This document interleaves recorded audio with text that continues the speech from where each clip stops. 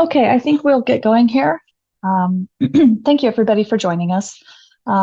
The purpose of today's information session, as I'm sure you've already read, is that we're going to go through and look at some of these application components for the several types of Fulbright Awards and kind of discuss what's included, where to find information about, how to complete the application and complete the various components. So first things first, just a second here. So just some general information again. If you have not yet joined the mailing list or been to the Canvas resource page, please do that.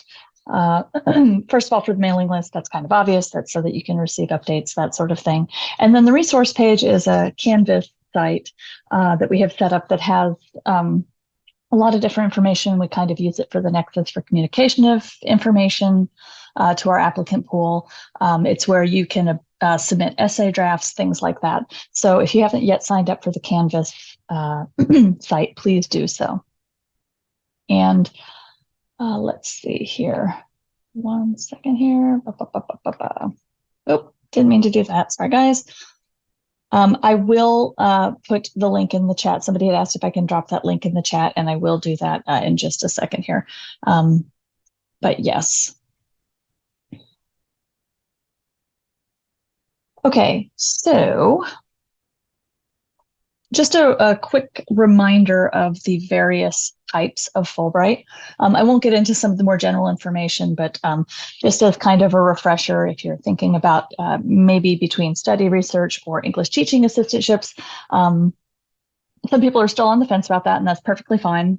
But basically, these are some of the differences between the awards. In broad terms, very broad terms, so we can get going. The study research and creative performing arts applications, the difference in the dossiers is that, for those two types of awards, you're designing it yourself. You'll be connecting with people in country on your own, making connections, doing all the groundwork before you go there so you can hit the ground running. So there's a little, there's a lot more on the front end for study research and arts applicants in terms of preparing things and then putting them in your application in such a way that you're essentially pitching them to the reviewers. You choose where you're going, select everything. By contrast, the English teaching assistantship it's a little more of a streamlined application. Some of the requirements are less, like the language requirements are less stringent, the statement of grant purpose is shorter, et cetera. But the big structural difference is that the ETA is a placement. So you select ETA and the country you want to go to. And then in terms of where you go within the country, that is essentially not up to applicants. It is a placement that you'll be kind of plugged into. So those are, in broad terms, the main differences between the types of awards in terms of how the applications are structured. Okay, so I'm going to start with study and research application.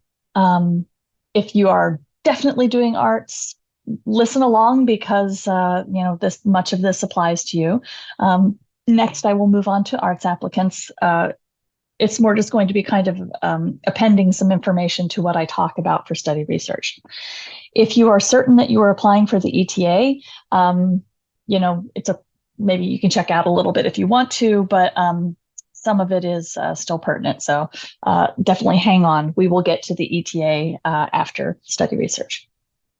Okay, so first of all of these slides will be available on Canvas. So aside from sharing certain links in the chat, just know that you can come back and look at these slides, click through the links. They will be made available to you. So don't feel the need to write them down. Although if you want to, or to go and visit these, please by all means do so. Okay, so for the study research applications and arts application, as I mentioned, there are some bigger differences. And so we'll just work through things step by step on here. I'll kind of flip around through the national website, kind of show you where things are. And then also there are some places on the Canvas site that you can also check out. So the online application itself, And please let me know because I want to make sure the screen share is doing what we want it to. Oh, good. Okay, looks like you are actually seeing this. So the, hang on a second here. It's not open yet, as you can probably figure out from this, but the application site is run, it's separate from anything we do. It is a national application. And so when it does open, you'll be able to go in. And we encourage you, as soon as you're able, I believe it's April 8th, I believe the application opens. So in early April, check back and definitely go and have a look at the online application. The sooner that you start it, the better, not just in terms of becoming familiar with it, but when you start an application, you essentially put yourselves on our radar as your Fulbright Program Advisors here at U of M. So basically, you'll go and start an application and you'll indicate University of Michigan, Ann Arbor as your school of application. When you do that, when you do those two things, start the app and list U of M Ann Arbor as your school, at that point, you become, it starts a file in your system, obviously, but we can see the back end of it and kind of monitor things and keep an eye on stuff for you in terms of, like if there's other stuff you need to do, that sort of thing. Okay, let's talk about the statement of grant purpose. So for the study / research and arts applicants, your statement of grant purpose, just general information about it. It's a 2-page, single-spaced statement. So basically, you don't have a lot of room, right? You're really going to have to economize in terms of what you're putting out there. It's important to think of this, hang on a second here. It's important to think of it as, I don't know why I'm losing my part. Sorry, I just had a thing blank out here. Okay, it's important to think of it as, oh my gosh, I'm so sorry. I'm having technical issues. I really wish it would stop that. Okay, so it's important to think of this as somewhere where you're going to pitch your project itself. The statement of grant purpose is intended to be something that deals primarily with your project as you're proposing it. So for those of you who are a little more advanced academically, like, PhD level, that sort of thing, you need to introduce what you're doing and you need to provide some background for your, discipline and your academic interest and what you're going to be, like that part of it. But we encourage you to not spend too much time on the background. You certainly don't need to worry too much for setting the background about the country you're going to. The people who are going to be reading these are going to be regional or country experts. And so, you don't need to go into, various like crises that exist in specific world regions. The people who are going to be reading these are going to know. It's much more important to be making the case for for outlining your project and making the case for why you need to go there to do it. So let me share another screen here with you. Okay, 1 second. Okay. So I hope everybody can see, I'm on the national website right now for Statement of Grant Purpose, the Fulbright U.S. Student Program Statement of Grant Purpose for Study Research. So hopefully you can see that. This is where the information exists, obviously the definitive information, but let's get into some of the more important points here. So for your statement of grant purpose, as I mentioned, you're kind of laying out your 9 to 12 months in country, your actual project, what you're going to do. It's important to get to the point fairly quickly. You're going to spend a little bit of time, a brief intro of you and your project is always good for the intro paragraph, but then maybe about half a page, maybe a little bit more, giving like kind of the disciplinary academic background for your work and what you're thinking about. The much more important thing is laying out that who, when, where, what, why, how, big questions about your project. And They do, talk about this like, hopefully at this point, you will have connected with some people in country. You have some sense of, what you're thinking and where you're going to go. This is your place where you lay that all out.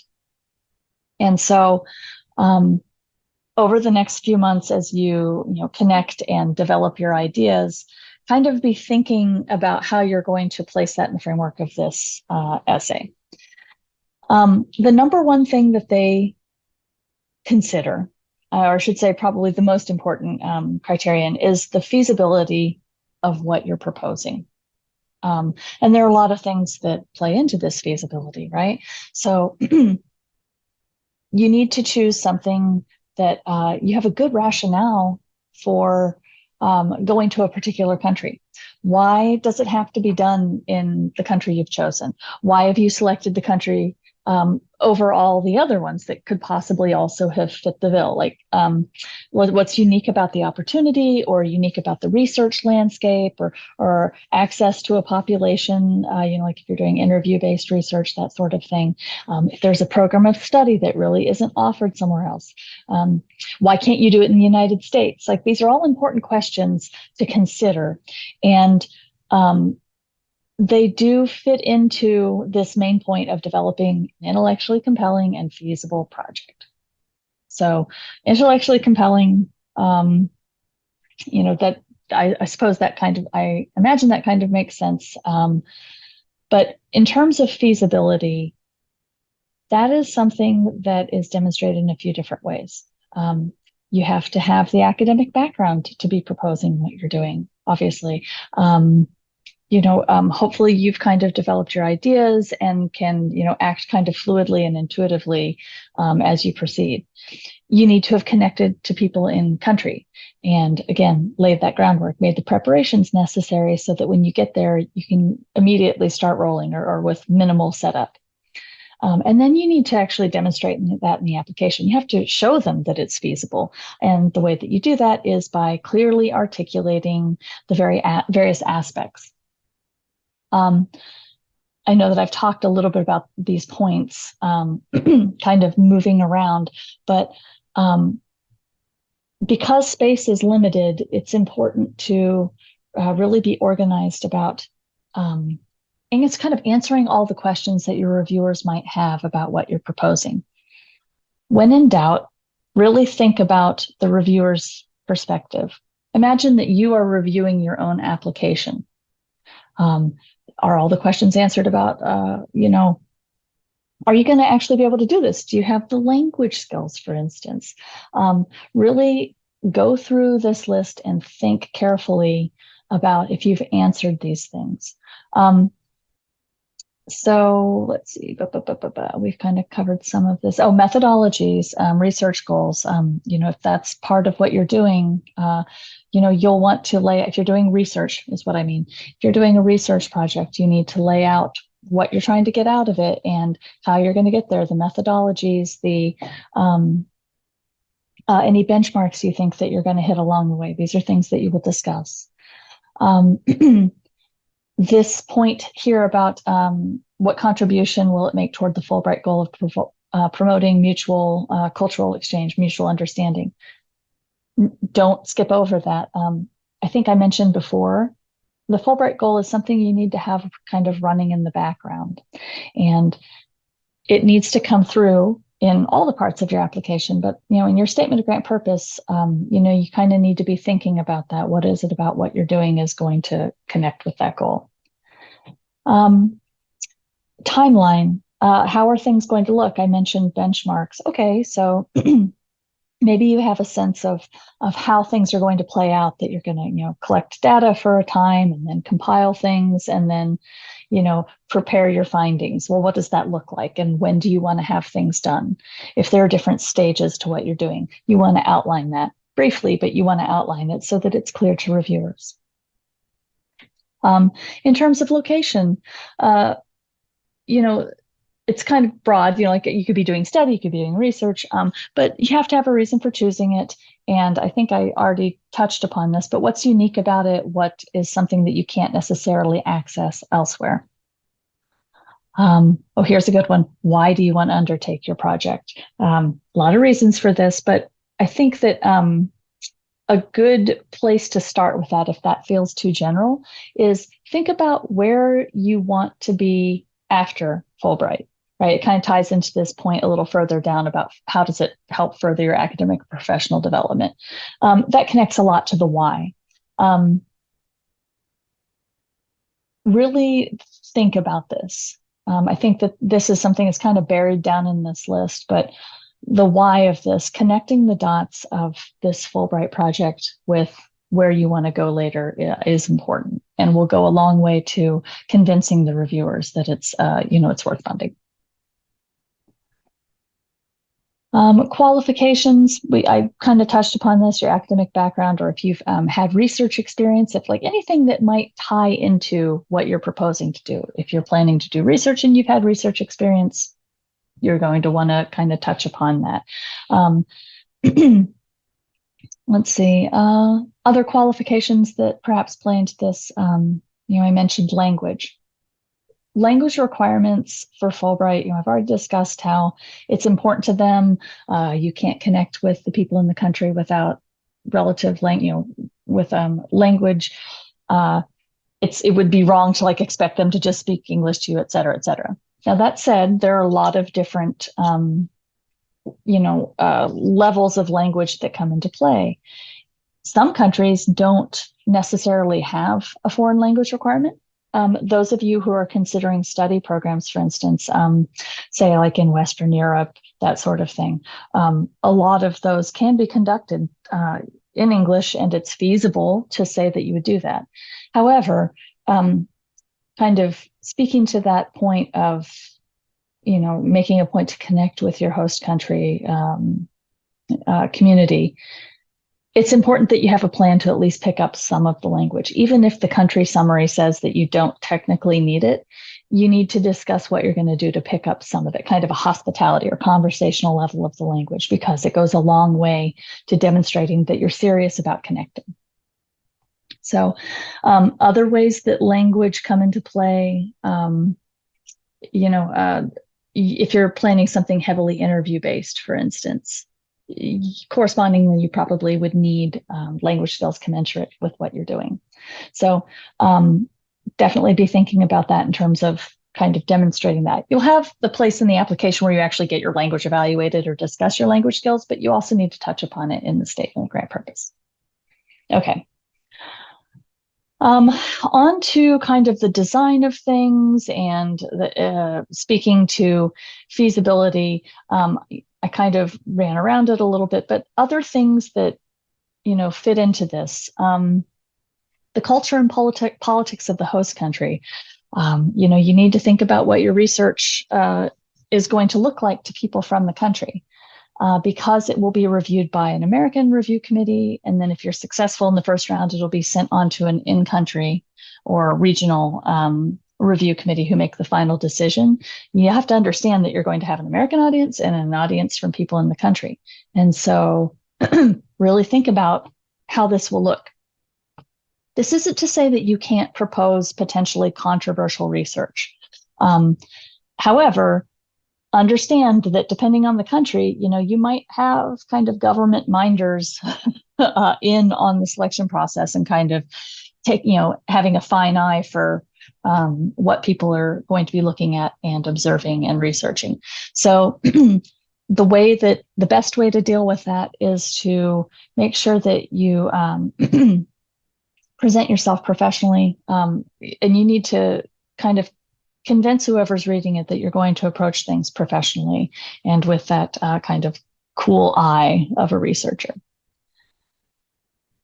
Will the resources of the host country support the project? So beyond just your affiliates, right? Like the people that you connect with in country that are going to provide some support, you also need to just think critically about, where you've chosen within the country to conduct it. Is it the most geographically advantageous?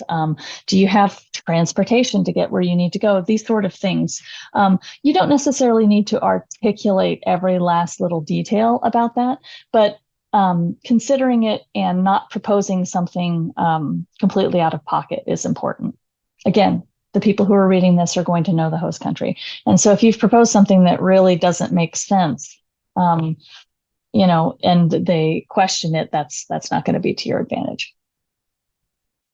Okay, some of these I've already kind of talked to. Have you connected with potential advisor, that sort of thing. This kind of falls under affiliations, and there's a separate category for those, so we'll get to those later. But you will want to talk about it in your statement. Requisite academic field specific background, I think we've kind of covered that. Language skills, we certainly walked through that, but you can go back to this page and kind of review. So on the topic of improving language skills, if you're not quite there, like by the fall when you apply, it's imperative that you at least discuss a little bit what you're going to do to improve those language skills. Like either if you have none and you're planning to acquire some, or maybe you have some ability in the language, but it's not really up to scratch for what you're proposing. Mention it in your statement, what you're going to do between the time you apply and the time you would go there to either acquire or bolster your language skills. Excuse me. For people who are doing study, who are actually enrolling in grad degree programs, there are a few other things kind of specific to that. Again, making the case for why you want to go where you want to go, and why you're choosing that particular institution. Making the case for why it's a unique opportunity that isn't really available in the United States, or is stands above other countries. They kind of go into the same points that we went over with research. You need to be talking about how you're going to engage with the host country. Everybody has to do that. And then language skills, we kind of talked about that, so I'll skip over that. The last bit here, do you have the flexibility and dynamism necessary for active involvement in the host country? So this kind of piggybacks on the gaining a better understanding of people and cultures and commitment to host country. I know that you've been told to show, not tell. So to the extent that, and not just in your statement of grant purpose, but also possibly in your personal statement, to the extent that you can kind of demonstrate that you are the type of person that connects and is kind of an active person, like any activities or anything like that you can choose to highlight that demonstrate this desire to connect, will be to your advantage. Okay, so 1 second here. I'm going back here. So kind of gone through the statement of grant purpose for study and research. I'm going to step aside from the personal statement for a moment.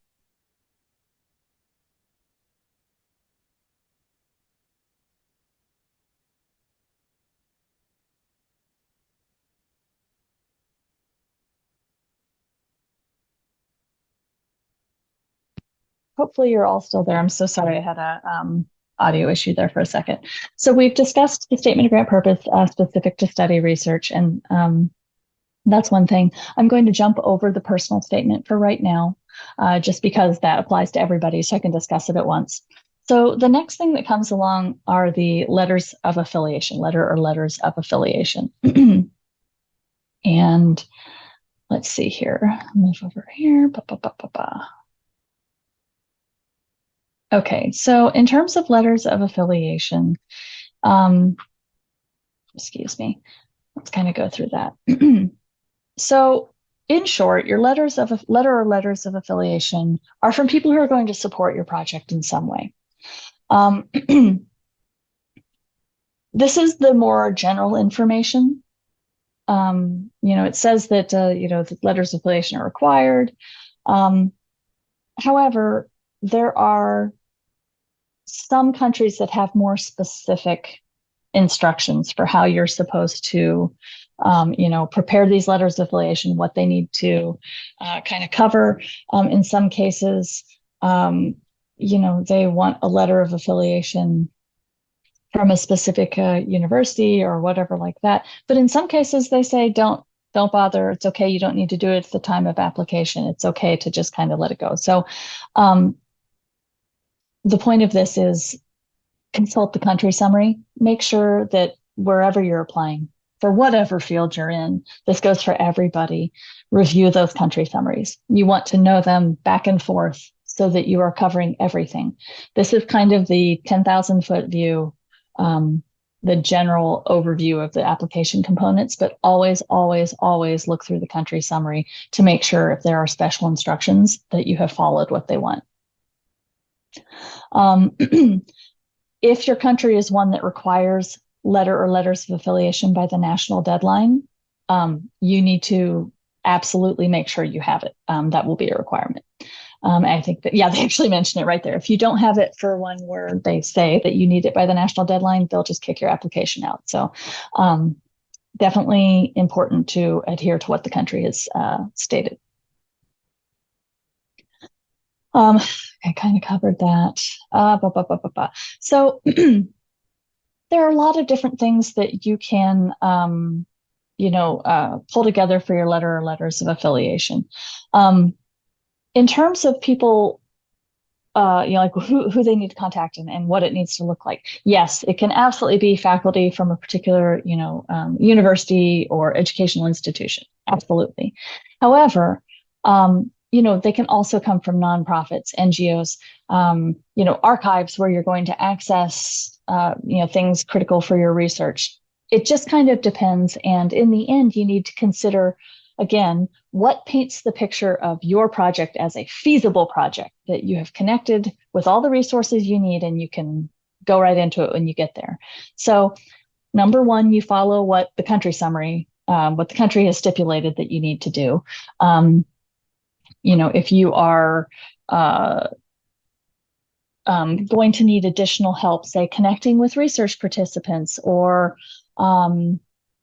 just whatever it looks like, think very critically about what resources you're going to need and then try to get letters of affiliation from those sources. In terms of, what they need to have on them. So I don't know if you can see here. So this section right here, there are a few things that letters of affiliation need to have. So you choose the person, you get in touch with them, et cetera, and we'll go through that. But they need to be on letterhead.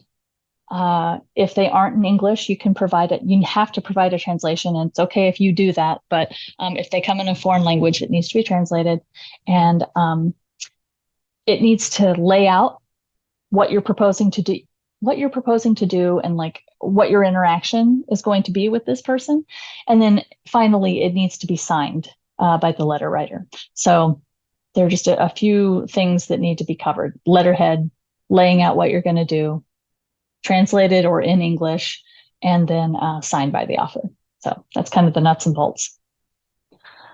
Okay, but the big question I'm sure that most of you have is, how to get these affiliations, how to get the ball rolling, that sort of thing. Now, there is a separate, there will be a separate information session that my colleague, Dr. Ann Takata, is running about, kind of the finer points about securing the letter of affiliation. But in the simplest terms, you will connect with somebody in another country, start the ball rolling, and eventually get this letter that outlines what you're going to do.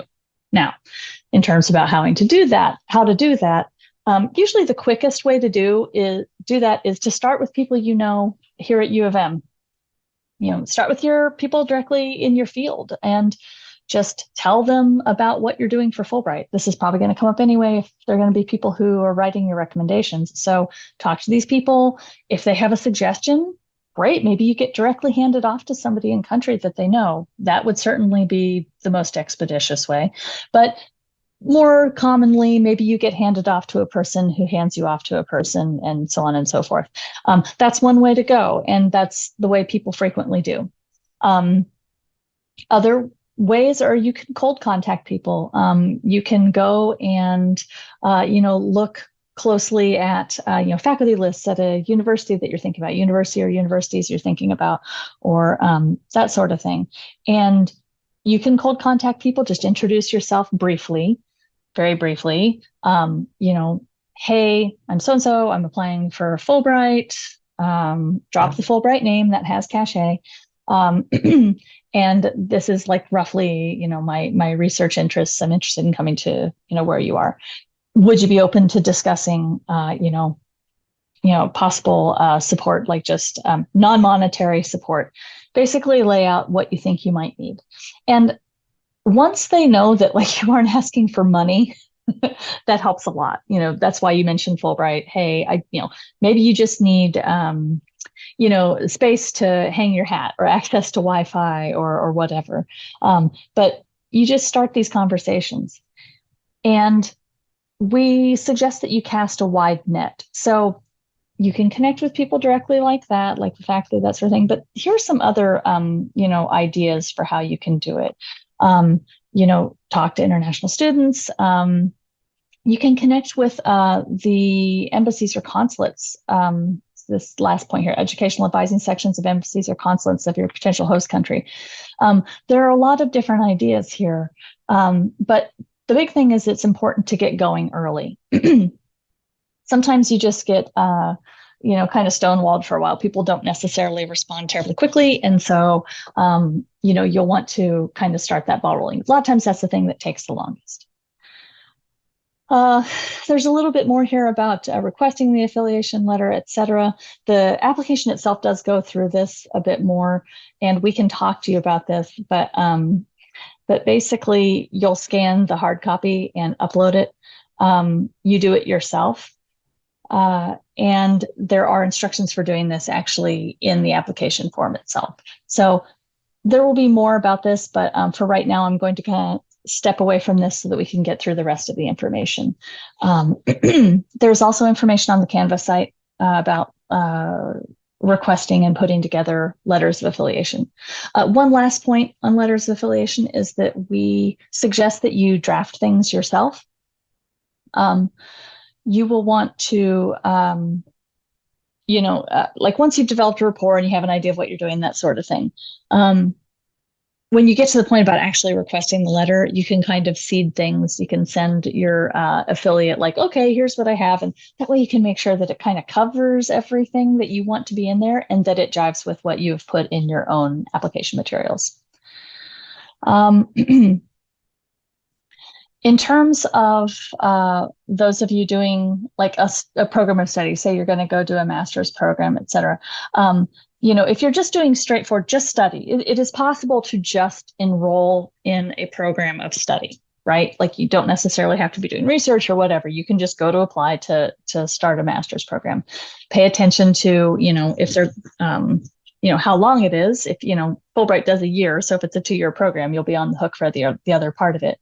But in terms of, affiliation letters for that, sometimes it's a little simpler. You're just connecting with the admissions department, that sort of thing. So we can talk more about that individually, your individual situation with your project. Okay, I've got to move on from where we are here. So I'm going to kind of double up on things that are the same throughout applications. So going on to the next thing that is kind of unique to study research applicants. The recommendations are kind of their own thing. So there are differences, I should say, between research study arts and then the ETAs. So for research study arts, okay, so you have to have 3 recommendations. No more, no fewer. And basically, there are a few things that you need to keep in mind, in selecting your recommendation writers. The big thing is that you want people who know you and know your project, your potential contributions well. You don't, if you have, say, a faculty member that you kind of know, and they're prominent, that sort of thing, but they don't really know you, it's not really going to serve you that well. You really want to choose people that can illustrate what your contributions can be to the field, or what's impactful about your work, why you're a strong candidate to do it, why you'll be successful, that sort of thing.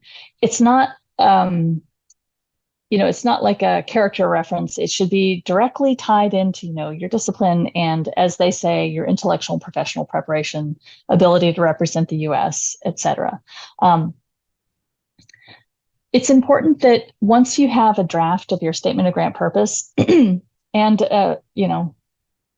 hopefully you have some sort of like some concrete ideas of what you're going to do at that point. But even if it's just kind of a rough draft, it might still be useful if your recommender is like your advisor. For a few different reasons, you want to share your statement of grant purpose so they have a clear sense of what you're doing and kind of what Fulbright's about, but then they can provide you with a little bit of guidance, maybe on the structure of what you're proposing. I know that faculty are busy, and so like you might be hesitant to try and pull them in to, help you prepare your project, but it is really important that they understand what you're doing and can speak articulately about your project. To the extent that,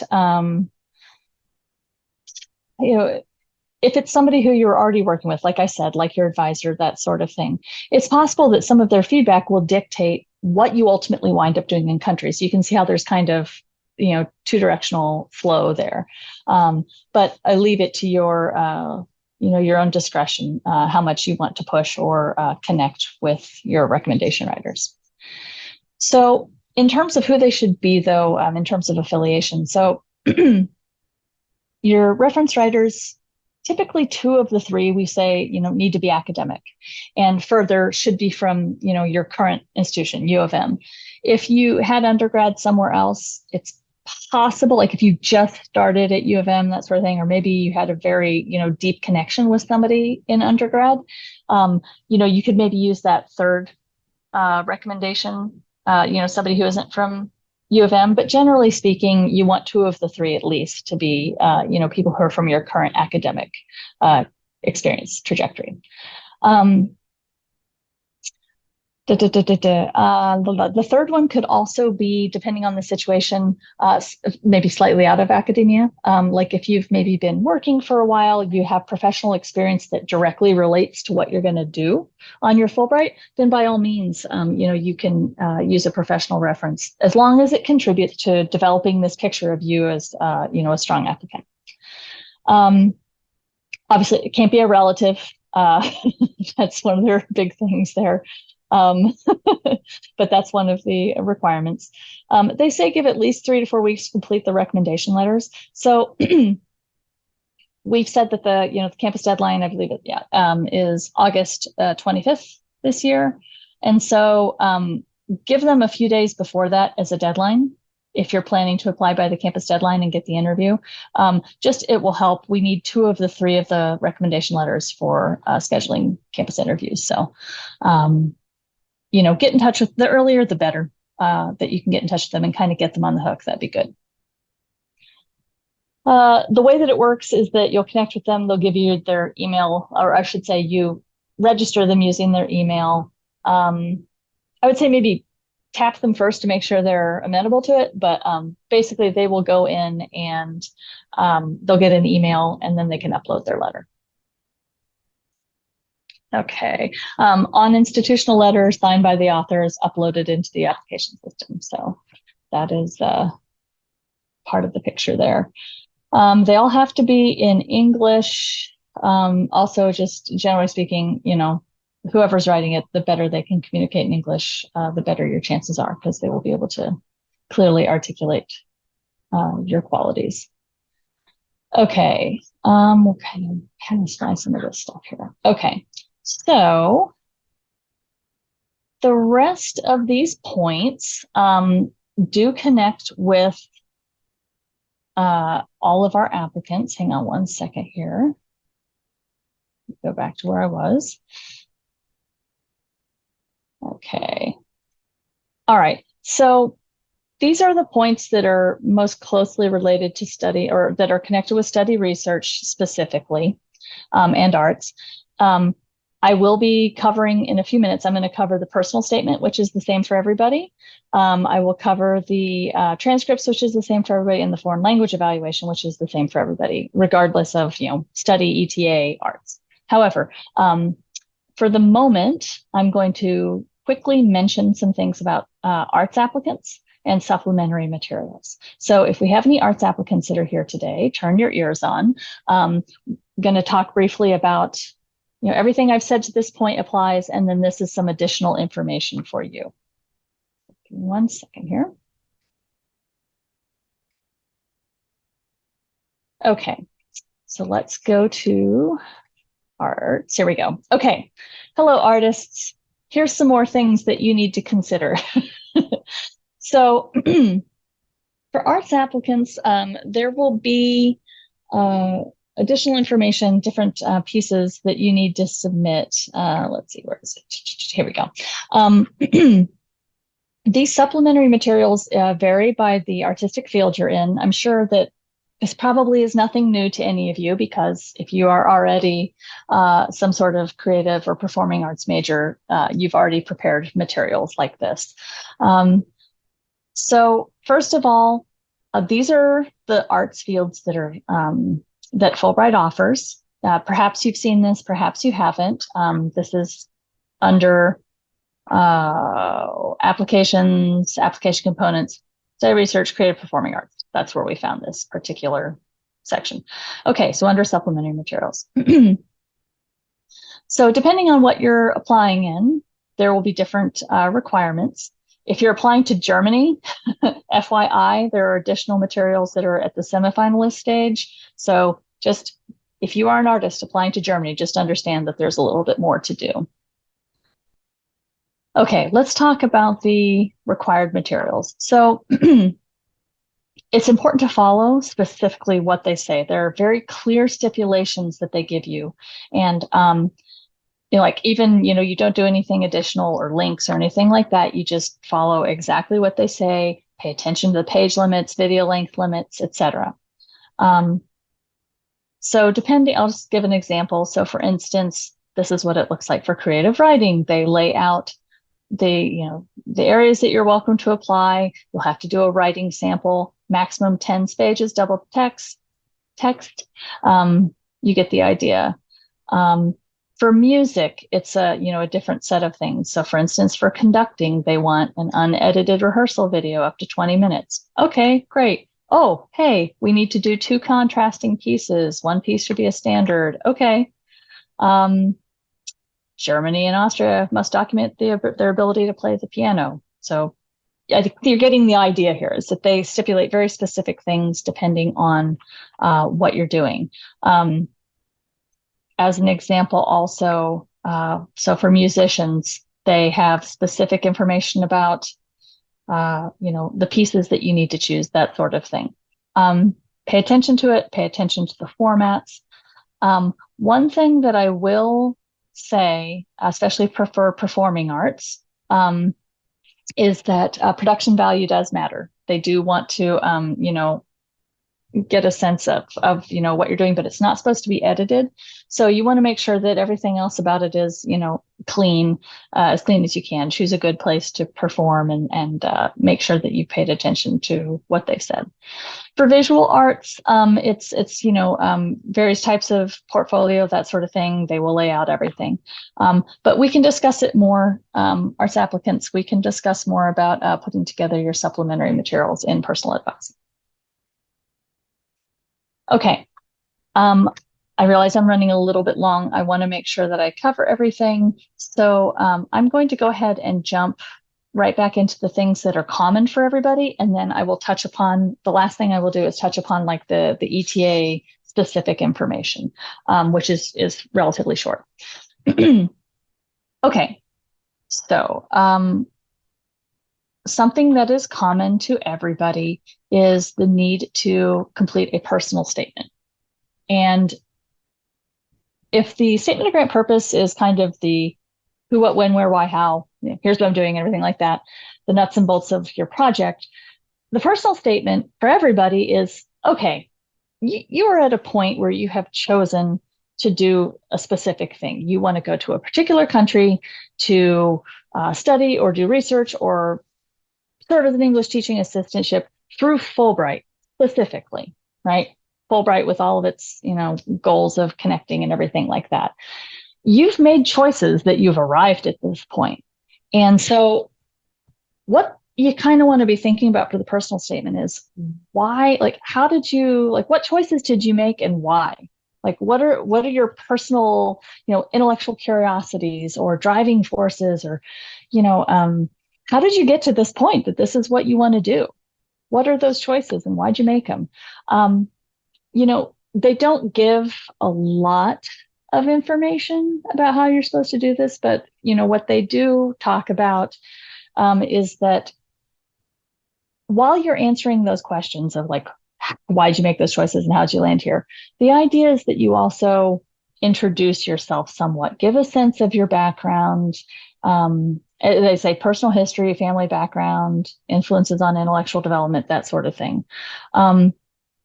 Because you're not going to meet with anybody who's actually making a decision about your application, the U of M campus interview, it's not part of the selection process. It's helpful, but it's not part of this, what I'm talking about here. So the people who are actually making the hard decisions, they're going to have a chance to really talk to you about, your background. So they need to get a sense of who you are through this personal statement.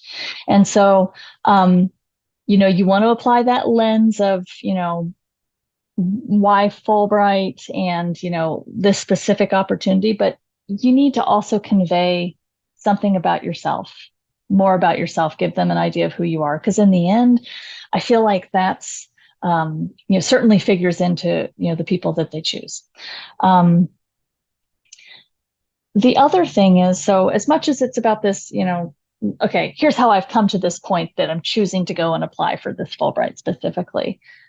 It's important to also pivot in the personal statement and then kind of draw the line. Okay, so if I get the Fulbright, where am I going to go from here? Like, how is this going to be, personally meaningful, to my academic or career trajectory? Like, how is the Fulbright going to launch me into something I'm trying to get to? So you can kind of see you're looking back and you're kind of also pivoting and looking forward, ideally, with this personal statement. And the golden nugget at the center is that you're conveying information about yourself, about your aspirations, your interests, your passion, where did it come from, why you made the choices you made that you want to do it. We will be happy to, read your personal statements, offer feedback, but you'll also want to share them with your, friends, family, people who know you well. You want people who kind of understand who you are to comment on it, and you want it to be your voice and really, convey something about yourself kind of in between the lines. So share it with friends, family, ask them, does this sound like me? It's a less formal style of writing for the personal statement. So you can kind of write with your own voice, get a little creative, that sort of thing. Give it kind of your own personal touch. And again, we can talk about it, but that is the same for everybody. Everybody does a personal statement. It's one page, and, obviously follow the formatting because they're very specific about the formatting. Times New Roman, everybody. But everybody will do this, and it's not something to be overlooked.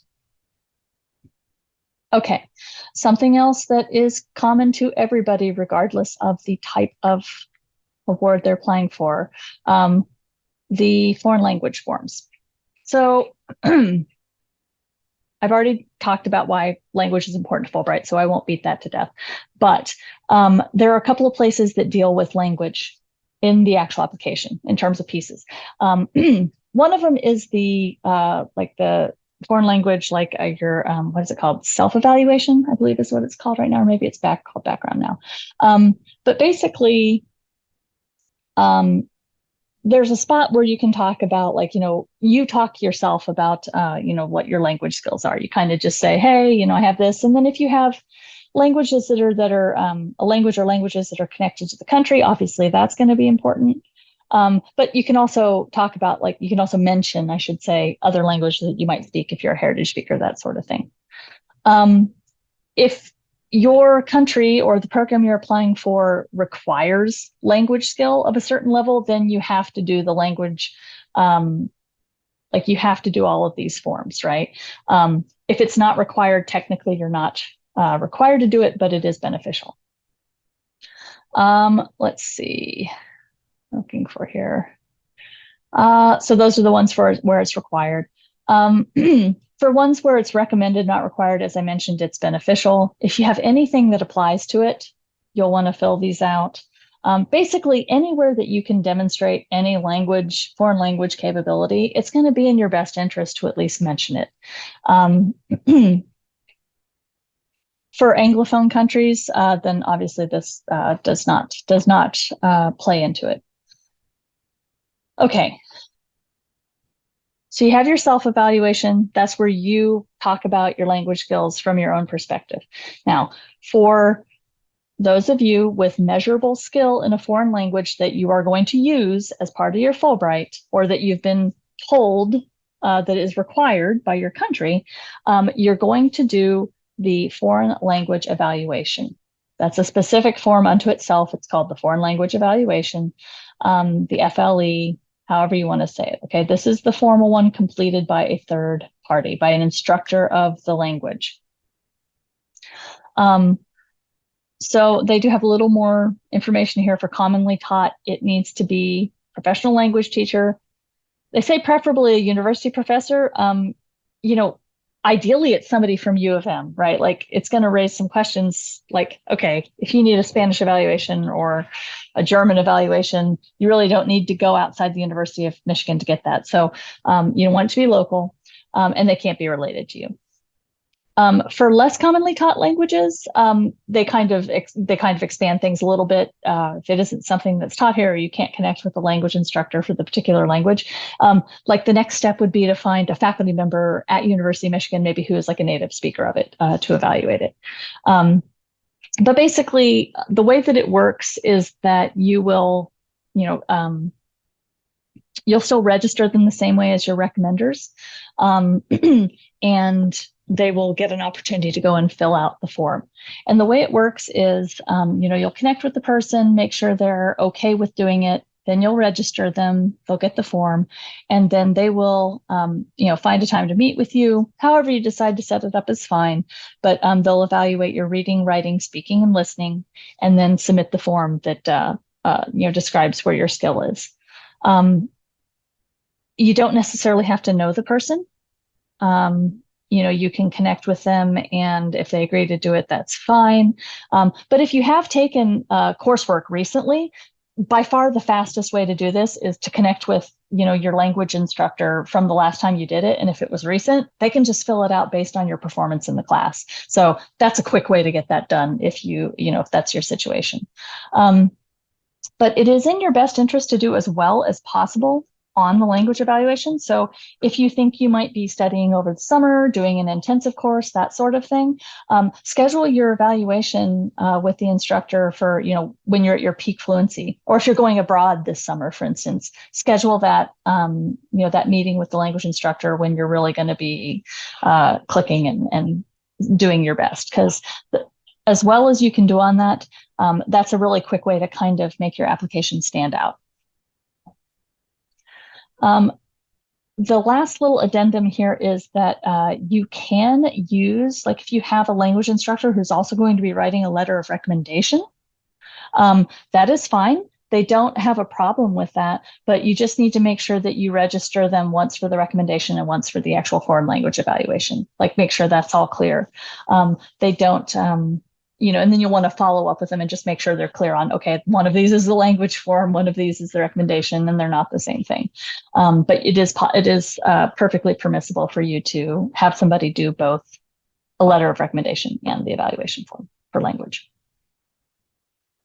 Okay, I'm trying to hurry here. I'm sorry, ETA applicants, please don't kill me. I'm going to try and speed this up a little bit. But the last thing that's common are transcripts. We can cover this quickly. So basically, these transcripts are something you're going to go ahead and, you need to get something that has letter grades from all of your college level work. If you are a transfer student and it is marked as a T on your U of M transcript, you need to contact your original issuing institution so it has grades. If you did overseas work and it was pass fail, but you could actually get the, ABCD, try to get in touch with them to get that. Anywhere where you can get letter grades, that's beneficial. Otherwise, so you collect all of these transcripts that you need, and then you will upload them yourself. You can order an official transcript, but the moment you open it, it's rendered unofficial, which is fine. But they are something that needs to come from the registrar's office. Like, it can't be the printout from Wolverine Access. So go ahead and do that. And then if you advance further in the competition, they will connect with you about submitting that official transcript to be sent directly. Okay, let's get on to the poor ETAs. I'm sorry that I have left you kind of out in the cold here for a second. Okay. For ETAs, the things that are different. We talked about how it's a placement, so it's not quite the same. You're not going to be doing letters of affiliation. You don't have to do the supplementary materials. We talked about the personal statement. We talked about transcripts and foreign language evaluations. Those are all the same. So the things that are specifically different for the ETAs are the statement of grant purpose, and then the recommendations are slightly different. So let's start with the statement of grant purpose. So it's one page, single spaced, pretty, streamlined in this way. And then, hang on one second here. Basically, the way that it differs is, you are applying essentially for a position that already exists. And so you want to be demonstrating your strengths to serve in this kind of educational capacity. Depending on the country, there's a different level of what they're going to expect you to do. Some countries, they want you to have had like actual classroom teaching experience. Like, that's always going to be kind of the gold standard if you've had classroom teaching experience or something like that. Some countries specifically favor that and really aren't considering anything else. However, there are a number of countries that it's not quite as important. They're like, well, if you've done stuff like, tutoring or coaching or camp counseling or mentoring or stuff like that can kind of be roughly defined as teaching, that's also, potentially viable. So what you want to do is put your strongest foot forward in terms of any teaching experience you've had. And you articulate what those qualifications or experience are, like how that has prepared you to be an effective English teaching assistant. You are going to be an assistant, in some capacity, assisting an in-place English teacher abroad. And so it's not all on your shoulders. But again, read the country summary. Some of them do require you to have a little more background because they expect you to operate a little more independently. Conversely, certain other countries really just kind of want somebody who can kind of be that, cultural component, right? Like kind of this American that they have there who can, speak clearly in English without accent and, help out when people are stuck and, kind of be that cultural connection.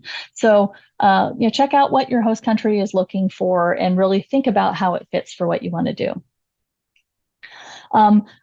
The other thing is, because you don't know where you're going in country as an ETA, and a lot of times they try to put people in rural areas, you want to make sure that you're demonstrating like adaptability, flexibility, anything that you can kind of put in there, experiences that you've had that you can talk about that demonstrate that, yeah, you should be able to plunk down anywhere and, adapt quickly and, not have too much shock. However, as I mentioned, because you don't know where you're going in country, you don't want to make it location specific. With the caveat that if the country summary has told you to make it location specific or to indicate your preferences, you want to do this. For instance, anyone applying to Spain, I believe it's in the first sentence of your statement of grant purpose, you're supposed to state what kind of placement and where you would prefer. So again, sound like a broken record, read the country summaries carefully.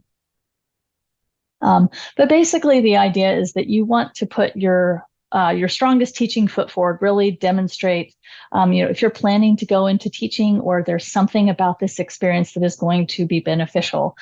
We've had people, for instance, in med school who have applied successfully to do an ETA because they see their role in the future as a doctor to be educational in nature, right? So think about it and make that case for what you bring to it, like your teaching qualifications or other activities that have prepared you, but then also how you're going to benefit from this ETA experience in what you're planning to do.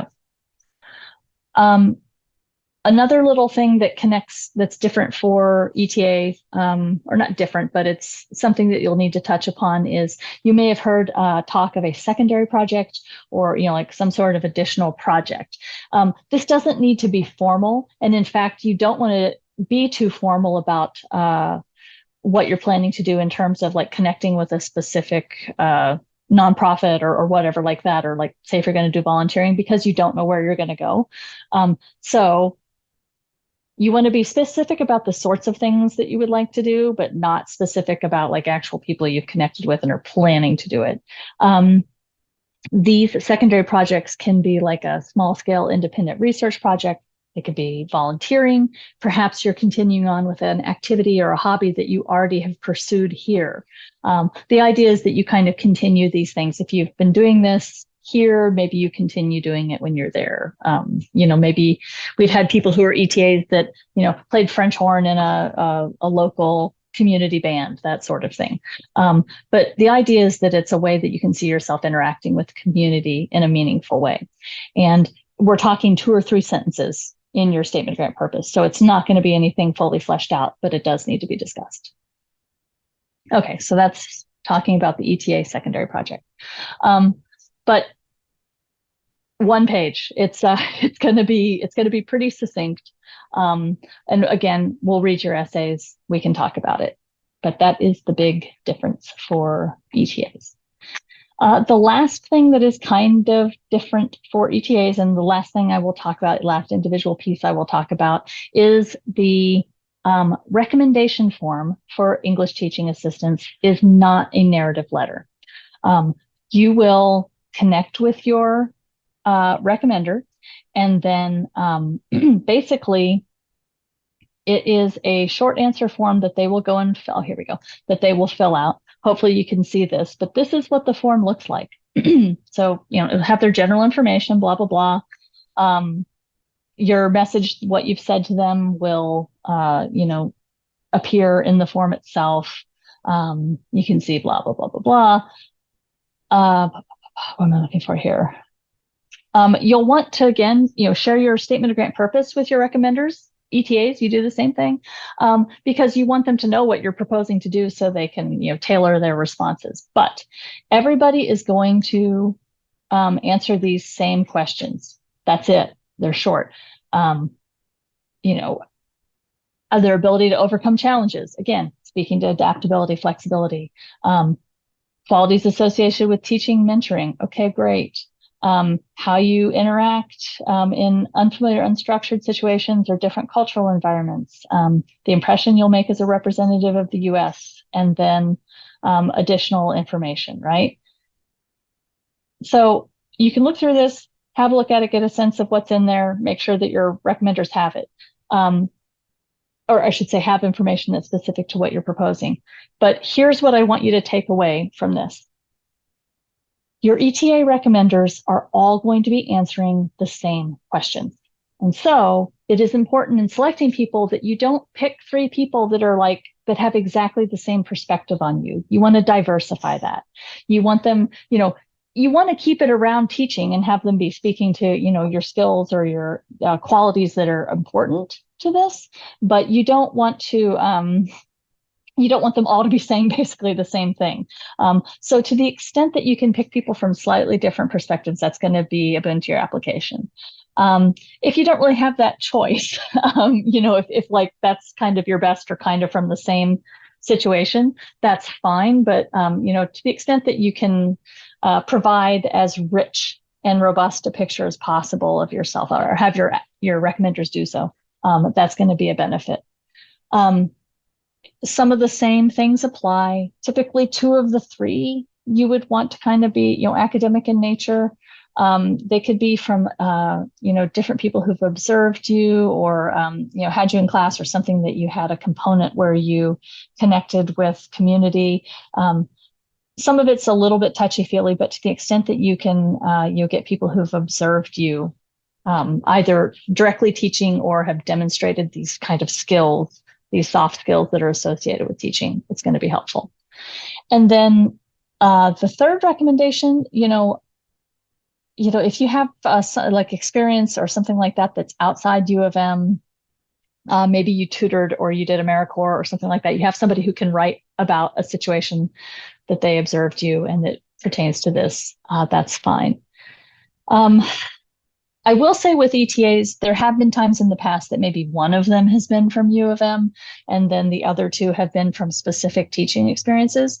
But the only caveat I have with that is that if you only choose to use one person from U of M, the other two need to be very solid teaching recommendations from experience you've had. The other thing that comes into play sometimes is people will use language instructors. If you've had, if maybe you're kind of struggling for people who've talked about, who can talk about your teaching experience, sometimes people will talk to language instructors they've had and then have that person talk about, how they acquired whatever foreign language it was, because, if you've learned a foreign language, you understand the perspective of language learners. And so that's a particular angle you can take if you're struggling to find recommenders that fit the bill. So that is the difference for ETAs. It's streamlined and it's on the surface kind of simpler, but there are other considerations. You really do need to diversify there. Whereas for the study research, it's a little more, they're going to be writing a letter and it's, if it's people from the field, that's fine. Okay, let's get back now. I think I have covered everything that is specific here.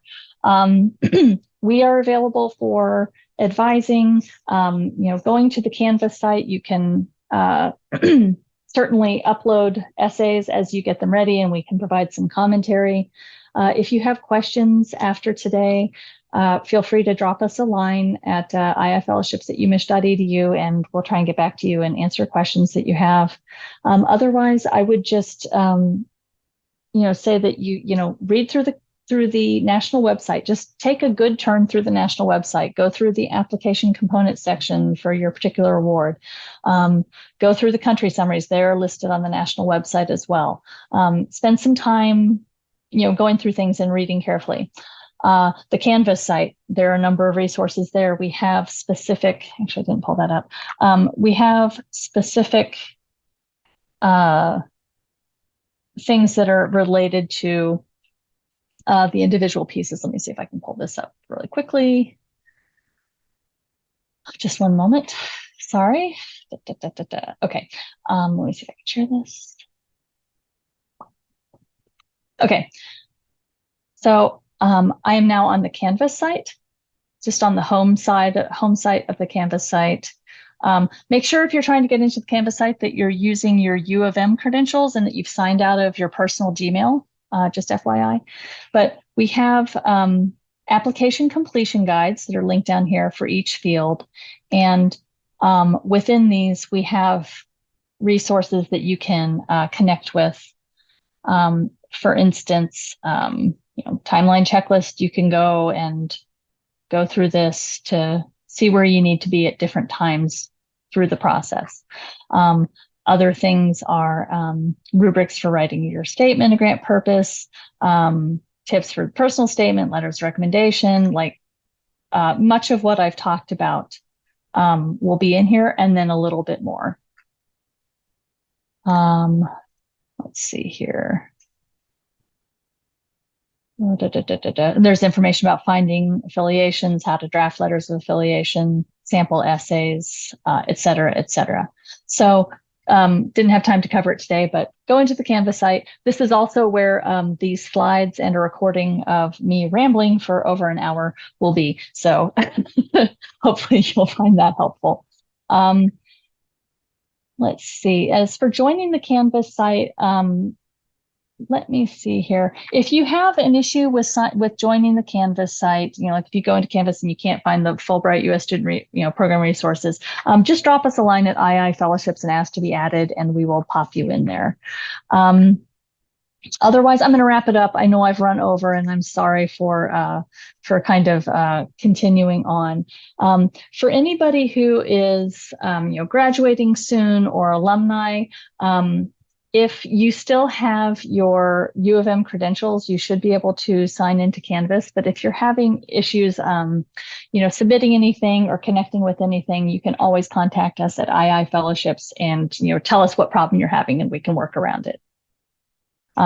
We do provide advising and resources to alumni for 3 years post-graduation. So if for some reason you can't get into Canvas, you're having trouble, just let us know. We will help you in other ways. We try to keep it in Canvas because that's like the easiest way to do it, but get in touch with us if you're having trouble. The email for connecting with us again is, hang on a second here, is iifellowships@umich.edu. So it's pretty understandable. That is our shared inbox. It's me, my colleagues, Dan Cameron and Dr. Ann Takata are also on that email. So between the three of us, we will address things. Hopefully this has been helpful. I appreciate your listening to me kind of roll through everything. Get in touch with us. Find a time to meet with you in advising. We can talk about your individual situation, and we're really happy that you all are applying, hopefully. But let us know. Let us know if anything's unclear. Thanks for coming today.